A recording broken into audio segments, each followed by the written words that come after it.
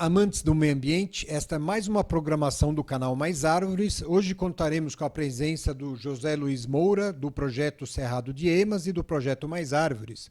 Hoje falaremos da importância da manutenção pós-plantio de árvores nativas.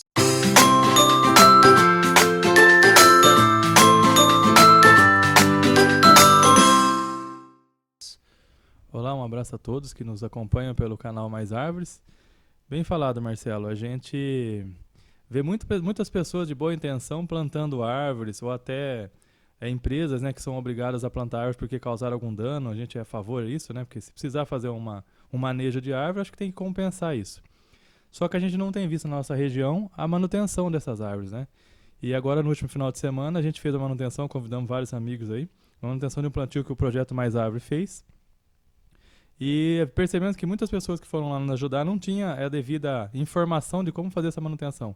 Então hoje no programa de hoje a gente vai falar um pouco sobre como fazer essa manutenção e quanto tempo fazer e como se deve ser feita. Vamos dar algumas dicas aí sobre manutenção de árvores e algumas plantas comuns aí. Sim, tanto durante o plantio, né, o uso de hidrogel, fazer as podas adequadas, né, a preparação para o inverno, foi um dos trabalhos que a gente fez agora esse domingo, né? Preparar o local do plantio, esse agrupamento de árvores da floresta urbana da Germano Dix, né? Preparar para o inverno, na época de estiagem, né? Porque nessa época, onde tem a escassez de água, muito bem lembrado de você, há de ser feita essa manutenção logo antes do início do inverno, a gente está mais ou menos uma semana do inverno, né? E fazer o quê? O abaciamento, né? Que é onde você faz literalmente uma bacia, que seria uma coroa, né? Também chamado de coroa. E só que em forma de bacia em direção ao caule, né? Aonde você faz com que qualquer chuva que tiver ou qualquer ponto de irrigação, essa água fica mantida no pé dessa planta, né?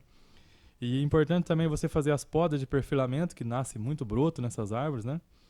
E até um dos nossos seguidores aí nos canais de informação que a gente tem, nas redes sociais, mandou uma pergunta de há quanto tempo fazer essa manutenção?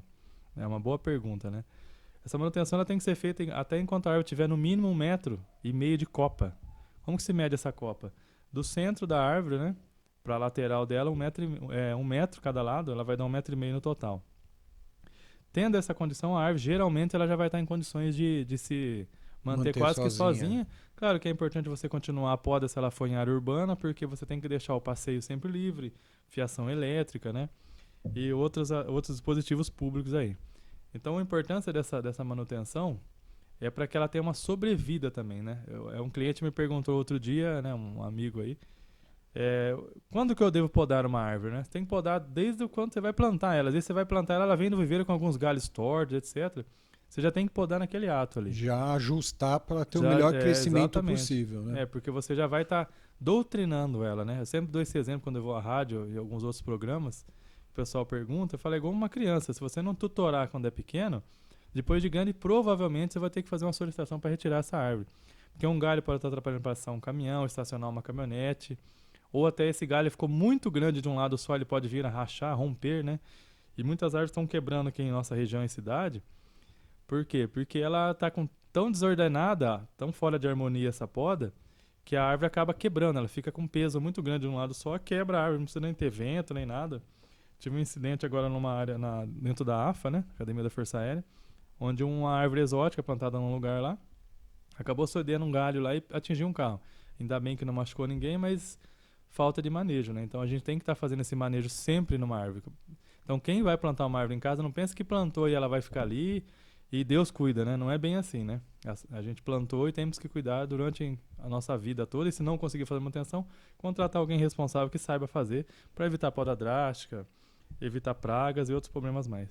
Exatamente. Essa necessidade da manutenção é ainda maior em áreas urbanas, onde você tem os fatores ambientais externos que solicitam esse cuidado maior, né? Numa floresta, ela acaba, de uma certa forma, se desenvolvendo em equilíbrio com as demais espécimes e tem um desenvolvimento a contento. Mas na área urbana, como o Zé comentou, né, a área de passeio público, você tem que deixar uma área livre embaixo, pelo menos 1,80 m, tem questão dos veículos, né, uma série de questões que você tem, que o meio ambiente em volta dessa árvore solicitam um manejo externo de nossa parte. Não, bem lembrado. A gente está falando isso mais de árvores urbanas. Porque tem muita gente que fala assim, mas na floresta a árvore dura lá 2.000 anos, né? Tem árvore que durou isso e na área urbana ela não vai.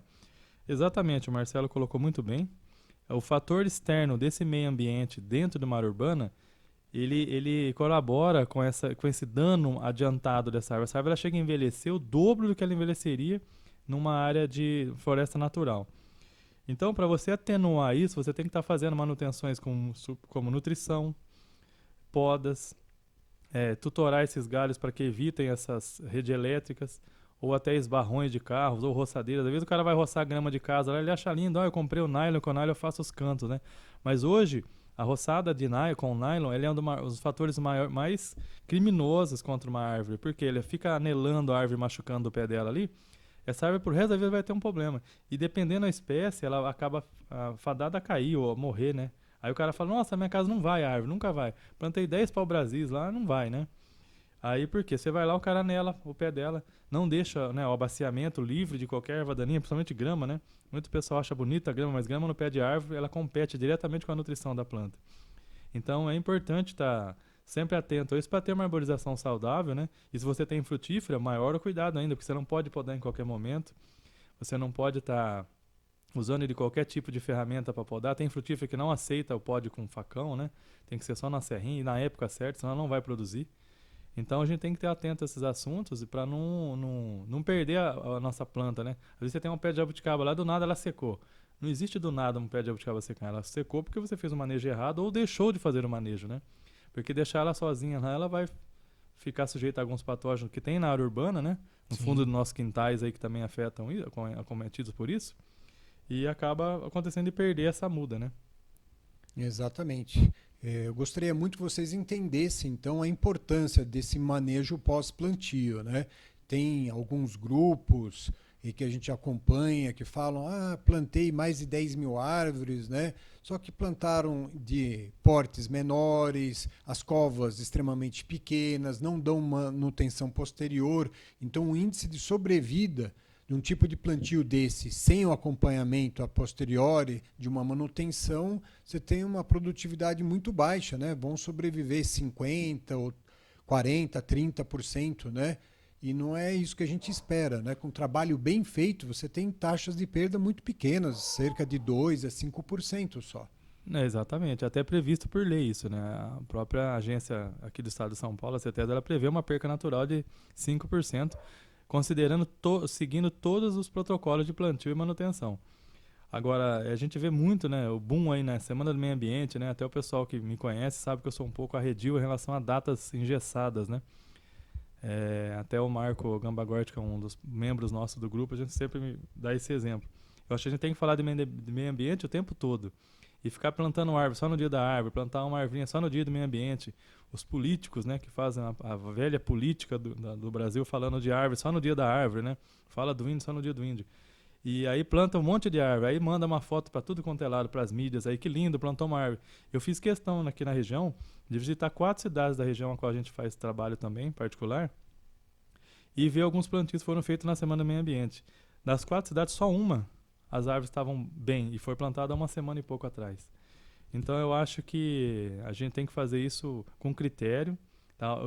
Escolher a espécie para o lugar certo, né? A gente sempre usa o jargão que não existe árvore errada, e sim o local que ela está errado, né? Porque plantar é fácil, né? É que nem o Marcelo falou, uma coisa muito grave também. No ato do plantio, uma covinha pequenininha, sem maiores detalhes. Hoje, com o advento da internet, qualquer pessoa consegue ter acesso a uma medida de cova, né? Mas a gente até informa que ela é 40 por 40 por 40, né? Sendo profundidade, largura, né? Para você não errar. Agora, o ideal seria maior, dependendo de como vem o cesto da sua planta, como vem o saquinho, né? E o tipo de solo também. Sim. Solos muito compactados, na hora que você faz uma 60, cova de 40 por 40 por 40, vai virar praticamente um vaso, Sim. né? Porque a raiz não vai ter força suficiente para Pra penetrar, romper, né? romper esse solo, né? Então, todas essas variáveis, tamanho de muda, tamanho do torrão, tipo de solo no local, né? Tudo isso a gente vê tecnicamente para viabilizar um plantio saudável e que tenha viabilidade, né? E o Marcelo pode passar os canais nossos de contato aí para poder vocês Vai estar depois no TP, né? Você vai fazer uma edição aí, colocar esse material todo no TP, para que vocês tenham contato com a gente aí. Se precisar de informações de fazer plantio, a gente faz análise de solo, vai verificar. Ou a gente também monta uma filial, a gente tem filial em outras cidades, o Marcelo vai falar sobre isso, que o grupo acompanha e auxilia nesses plantios e até a escolha da espécie. Porque às vezes a gente tem uma avenida que tem um canteiro estreito, dependendo da árvore que você vai plantar, você vai ser lembrado pelo problema que você plantou, não pelo bem-estar que você fez, né? Exatamente. Então depois você passa os contatos aí. Exatamente. Na parte de texto embaixo do vídeo, a gente vai colocar os contatos, nossos grupos no Facebook. Sintam-se à vontade de fazer perguntas, né? E nos mandarem pautas e temas para os próximos vídeos. Estaremos à disposição de vocês. Obrigado pela presença. Eu que agradeço, estamos sempre à disposição aí. Obrigado. Até logo.